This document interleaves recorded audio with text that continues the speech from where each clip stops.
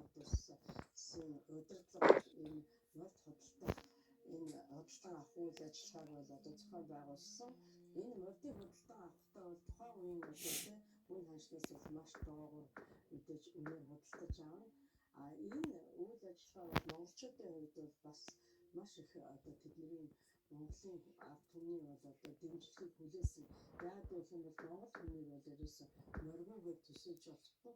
Монгол хүний хувьд бол одоо маш том баялаг болсон. Энэ зүйлээ бол Монголын ард түмний хичнээн өөртөө хүндээсэн ч гэсэн дайны жилүүдэд тийм ээ.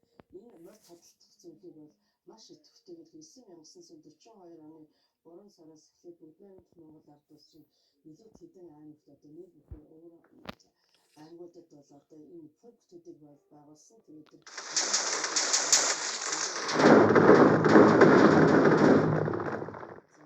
цаг болцсон байдаг. Тэгээд бол мордыг шалгаж авдаг. За тэгээд энэ морд шалгаж авч байгаа энэ үеэр бол монголчууд үл зөвхөн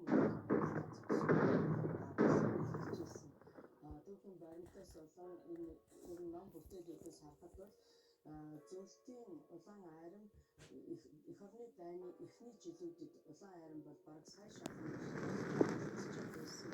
Бүгднайрамд Монгол ард улсад очиж байсан. Энэ одоо хар цай тавхан авцад одоо тэр авцны одоо хадгалыг нөхөждөө маш их чухал үүрэг гүйцэтгэсэн гэдгийг одоо зөвлөлтийн тухайн үеийн мөрцсөргийн ирсэн шүү. Тэжээлсэг авдаггүй өөрөө хоолоо цасан дараас жолоод идчихдэг. Тэгээ маш тэсвэртэй тэгээ эзэнтэйгээ их ойр байдаг. Тэр утгаараа бол одоо цааны дайчид тухайн үеийн зөвлөлтийн одоо цэргийн дайчид бас олон сайхан дуртгалуудыг үлдсэн байдаг. Одоо гонигтай ч гэсэн дуртгалууд байдаг.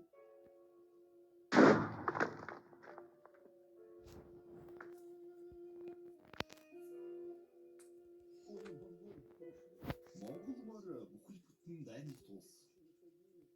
Зөвлөлтийн аримд 5